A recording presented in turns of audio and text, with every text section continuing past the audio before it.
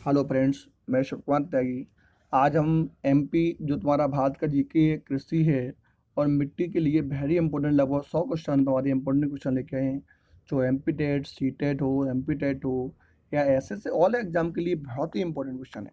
हम बात करते हैं क्वेश्चन नंबर फर्स्ट की। तो जब क्वेश्चन नंबर की फर्स्ट की हम बात करते हैं तो पूछते हैं कि विश्व में सबसे अधिक उत्तम स्वाद वाला कहवा किसे में आता है। जो विश्व में होता है सबसे अधिक जो उत्तम स्वाद वाला कहवा किसे कहते हैं।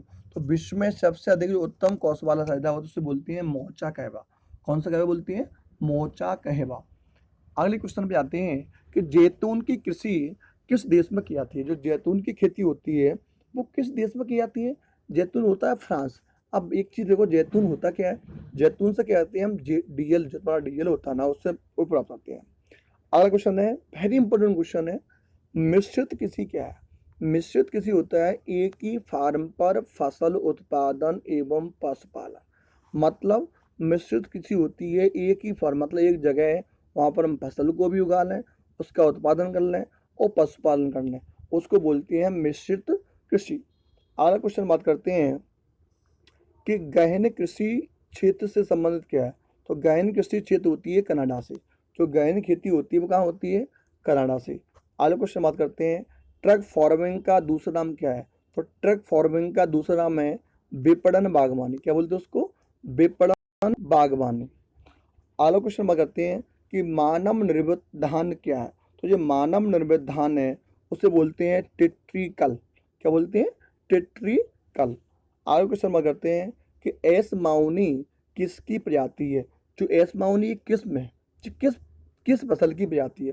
तो ये एस माउनी है अपनी कपास की प्रजाति।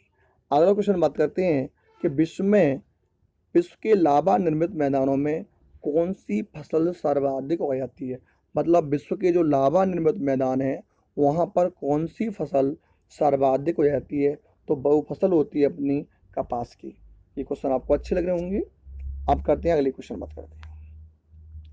अगला क्वेश्चन है अपना, स्थानांतर कृषि का शुभारंभ कहाँ हुआ था। जो स्थानांतर कृषि होती है जिसे हम झूम खेती भी बोलती हैं, इसका शुभारंभ हुआ था थाईलैंड में। स्थानांतर कृषि को अपने यहाँ झूम भी बोलते हैं। अगला क्वेश्चन बात करते हैं, वेरी इंपॉर्टेंट क्वेश्चन है कि भारत किसका सर्वश्रेष्ठ उत्पादक एवं उपभोक्ता है। मतलब भारत में सबसे ज्यादा उत्पादन किसका होता है? और उपभोक्ता। तो चाय है, जहाँ चाय का हम उत्पादन भी करते हैं और उपभोक्ता। और पूछ सकते हैं भारत के किस राज्य में चाय सर्वाधिक होती है। तो भारत के असम राज्य में सर्वाधिक चाय होती है। आगे क्वेश्चन बात करते हैं कि भारतीय कपास किस किस्म की होती है। किस किस्म की होती है? जो भारतीय कपास होती है वो कौन सी किस्म होती है, उसकी प्रजाति क्या होती है। तो हम बात करेंगे छोटी रेशे वाली। बहुत इंपॉर्टेंट क्वेश्चन है। आगे क्वेश्चन बात करते हैं, तो विश्व में सबसे अधिक जूट उत्पादक क्षेत्र कौन सा है। मतलब जो विश्व का सबसे अधिक जूट उत्पादक देश है वो तुम्हारा है गंगा ब्रह्मपुत्र का डेल्टाई मैदान। मतलब गंगा ब्रह्मपुत्र का जो डेल्टाई मैदान है वो विश्व में सर्वाधिक महत्वपूर्ण है। यहाँ पर सबसे ज़्यादा जूट होता है। और पूछ सकते हैं कि भारत में सबसे ज़्यादा जूट कहाँ होता है। तो भारत में सबसे ज़्यादा जूट होता है पश्चिम बंगाल में। अगले क्वेश्चन बात करते हैं, तो रेशम उत्पादन हेतु व्यापारिक स्तर पर रेशम के कीड़ों का पालन क्या कहलाता है। मतलब रेशम किससे प्राप्त होता है? कीड़ों से। एक क्वेश्चन तो ये बन रहा है। अब ये रेशम का उत्पादन क्या कहलाता है?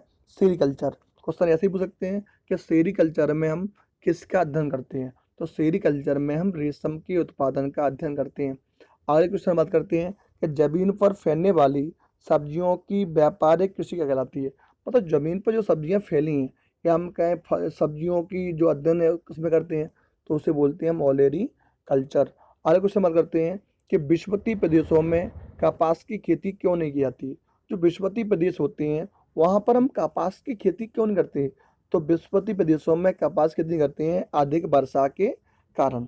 आगे क्वेश्चन बात करते हैं कि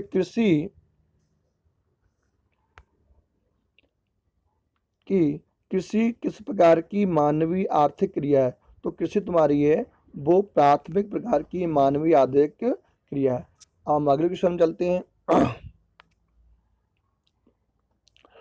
अगला क्वेश्चन दिया है आपका बहुत ही इंपॉर्टेंट क्वेश्चन है, दूध उत्पादन में विश्व का प्रथम देश कौन सा है। मतलब दूध की उत्पादन सबसे ज्यादा विश्व में दूध का उत्पादन कहाँ होता है। तो सबसे ज्यादा दूध का उत्पादन होता है भारत में। अगले क्वेश्चन बात करते हैं कि ट्रांसजीनिक फसलों का सबसे बड़ा उत्पादक देश कौन सा है। जो ट्रांसजेनिक फसल होती हैं उनका सबसे बड़ा उत्पादक देश कौन सा है? तो वो तुम्हारा है चीन। जो ट्रांसजेनिक जितनी फसल होती हैं उनका सबसे बड़ा उत्पादक कौन सा होता है? चीन। अगला क्वेश्चन बात करते हैं कि कौन सी घाटी अफीम की खेती के लिए विख्यात है? मतलब कौन सी जो घाटी होती है जहाँ अफीम खेती होती है? तो अफीम की खेती की घाटी के लिए अजमेर की घाटी है ना, वो अफीम की खेती के लिए विख्यात है। आगे क्वेश्चन बात करते हैं कि जूट उत्पादन में भारत का कौन सा स्थान है? तो जूट उत्पादन में भारत का पहला स्थान है। कौन सा स्थान है? पहला स्थान है। या हम पूछ सकते हैं कि सबसे ज्यादा भारत के किस राज्य में जूट होता है? तो क्वेश्चन आ जाएगा, आपका आंसर आ जाएगा पश्चिम बंगाल। अगले क्वेश्चन में बात करते हैं कि महानगरों के बाहरी भागों की महानगरों में के बाहरी भागों में की जाने वाली फलों, फूलों, सब्जियों की गहन कृषि को कहा जाता है? मतलब महानगर होते हैं इनमें हम बाहरी भागों में हम फूल उगा लेते हैं, सब्जी कर लेते हैं, इसको हम क्या बोलते हैं? तो इसको बोलते हैं बाजर कृषि। अगले क्वेश्चन बात करते हैं कि सबसे अधिक सघन खेती कहाँ प्रचलित होती है? तो सबसे अधिक जो सघन खेती होती है वो होती है जापान में। जितनी घनी खेतियां होती हैं वो कहाँ होती हैं? जापान में। आगे क्वेश्चन बात करते हैं कि विश्व में बागानी कृषि का विकास कहाँ हुआ था? मतलब जो बागानी फसलें हैं उनका सबसे ज्यादा विकास सबसे पहले कहाँ हुआ था? तो विश्व में सबसे पहले बागानी जो फसलें होती हैं उनका विकास हुआ था दक्षिण पूर्वी एशिया में। मतलब जो दक्षिण पूर्वी एशिया देश है वहां पर बागानी फसलों का विकास हुआ था। हम आगे चलते हैं आगे क्वेश्चन आते हैं कि विश्व में कृषि प्रदेशों का वर्गीकरण किसने प्रस्तुत किया था? क्वेश्चन वेरी इंपोर्टेंट क्वेश्चन है ये कि विश्व में कृषि प्रदेशों का जो वर्गीकरण है वो किसने दिया था? तो दिया था डी इटलेसी ने। जो डी इटलेसी हैं इन्होंने कृषि प्रदेशों का वर्गीकरण किया था। मतलब कृषि को यहाँ पर बांटा था कि कौन से भाग में क्या दिया। आगे क्वेश्चन में जाते हैं कि विश्व के कुल धरातल क्षेत्रफल पर कितना कृषि है? मतलब विश्व में ऐसी कितनी खेत क्षेत्रफल है जहां पर हम कृषि करते हैं? तो मात्र 11% भाग है विश्व में जहां हम खेती करते हैं। अगला क्वेश्चन है बॉन थ्यूमैन का सिद्धांत किस पर आधारित है? तो बॉन थ्यूमैन का सिद्धांत है तुलनात्मक लाभ पर। जो तुलनात्मक लाभ होता है वहां पर वो तुम्हारा बॉन थ्यूमैन का सिद्धांत पर आधारित है। अगले क्वेश्चन बात करते हैं कि विश्व का सबसे बड़ा गेहूं निर्यातक देश कौन सा है? मतलब विश्व का ऐसा सबसे बड़ा गेहूं निर्यातक देश कौन सा है? तो विश्व का सबसे बड़ा गेहूं निर्यातक देश है अर्जेंटीना। जो सबसे ज्यादा गेहूं निर्यात करता है वो कौन सा करता है? अर्जेंटीना। हम अगले क्वेश्चन बात करते हैं, वेरी इंपोर्टेंट क्वेश्चन है, गेहूं की फसल के लिए आदर्श तापमान कितना है? तो गेहूं की फसल के लिए 15 से 20 सेंटीग्रेड, मतलब जो तापमान होगा ये आदर्श तापमान है, इतने तापमान पे अपनी गेहूं की फसल अच्छी होगी। आगे क्वेश्चन बात करते हैं कि नील नदी के डेल्टा क्षेत्र में सर्दी के मौसम में कौन सी पकड़ जाती है? जो नील नदी होती है कहाँ नील नदी? मिस्र में।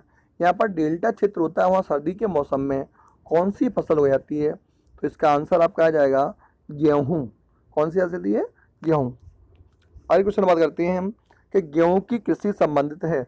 मतलब गेहूं की कृषि को हम क्या बोलते हैं, किससे संबंधित है? तो गेहूं की कृषि को बोलते हैं हम स्टेप सी। कौन से बोलते हैं? स्टेप सी, जिसे बोलते हैं स्टेप सी संबंधित है। आगे क्वेश्चन बात करते हैं कि गेहूं की खेती के लिए कौन सी जलवायु सबसे उपयुक्त है? मतलब गेहूं की जो खेती होती है उसके लिए कौन सी जलवायु सबसे उपयुक्त है? तो गेहूं की खेती के लिए समशीतोष्ण जलवायु, जो ये तुम्हारी जलवायु होती है समशीतोष्ण, वो गेहूं की खेती के लिए वेरी इंपॉर्टेंट है, बहुत जरूरी है। ये क्वेश्चन बहुत अच्छा है कि गेहूं की खेती के लिए कौन सी जलवायु उपयुक्त है, या ऐसे पूछ सकते हैं कि समशीतोष्ण जलवायु पर कौन सी खेती जाती है? तो तुम्हारी कौन सी होती है? गेहूं। आगे क्वेश्चन बात करते हैं कि उत्तरी गोलार्ध संसार का कितना % गेहूं आता है? तो उत्तरी जो गोला होता है वो संसार का 90%, 90% गेहूं होता है। अगला क्वेश्चन बात करते हैं इटली में चावल के लिए कौन सी नदी घाटी प्रसिद्ध है? जो इटली में चावल होता है वहां पर कौन सी ऐसी नदी घाटी है जो प्रसिद्ध है? वो तुम्हारा है पो नदी घाटी।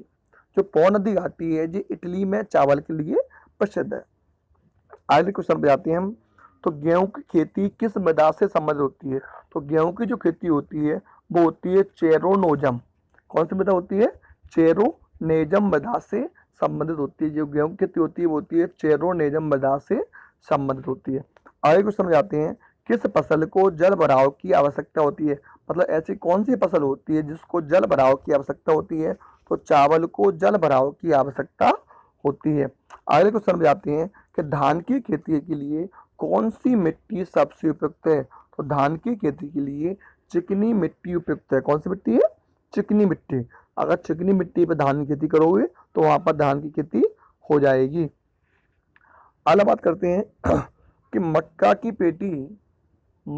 पेटी विश्व में कहाँ पाई जाती है? जो मक्का की पेटी होती है उसे बोलते हैं, सबसे ज्यादा मक्का होता है उसे मक्का की पेटी बोलते हैं, जो मिलती है अमेरिका में। हम अगले को समझ करते हैं, सर्वप्रथम मक्का की खेती कहाँ की गई? तो सर्वप्रथम मक्का की जो खेती थी वो मध्य अमेरिका में की गई।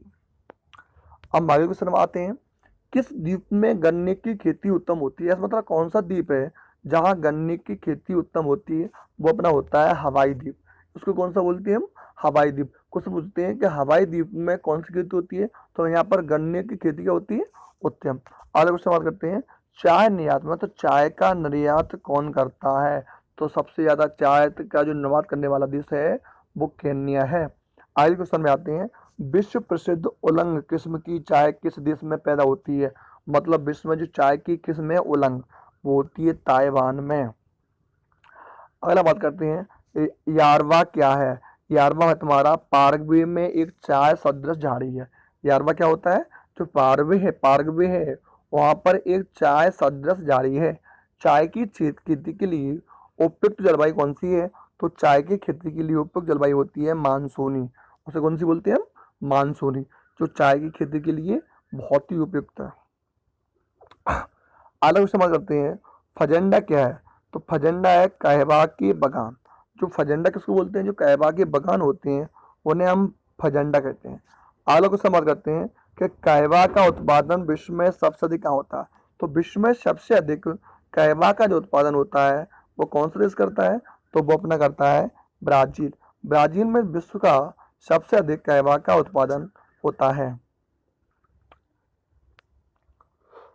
आगे की शुरुआत करते हैं कि गंगा में जरूर मिट्टी के सतह से कितनी नीचे तक जाती है? जो गंगा नदी होती है वहां पर जरूर मिट्टी भूमि की सतह से 600 मीटर नीचे तक पाई जाती है।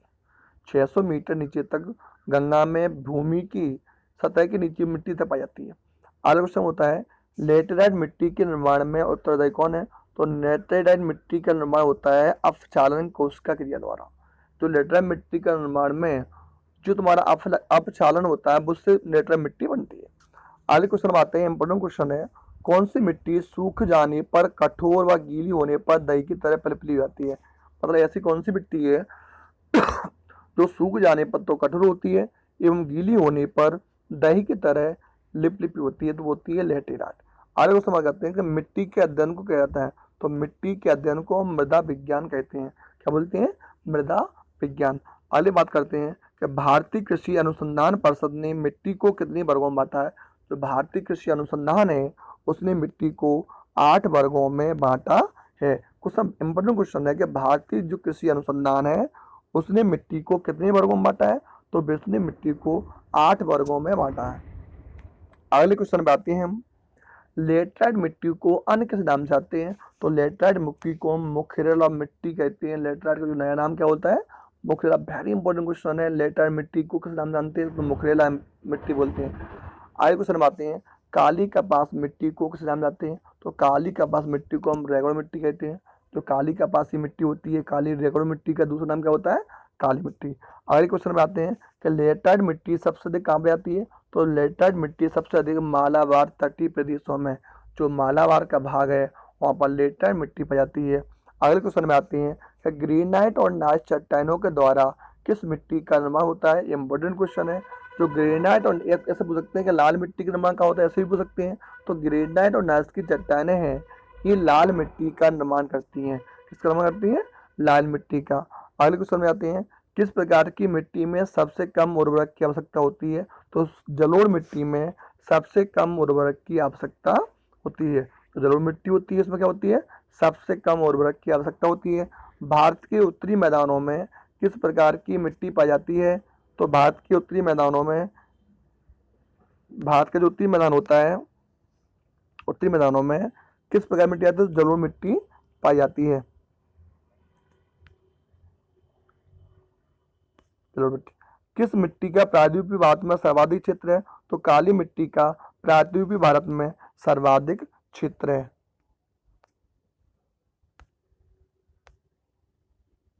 ठीक है।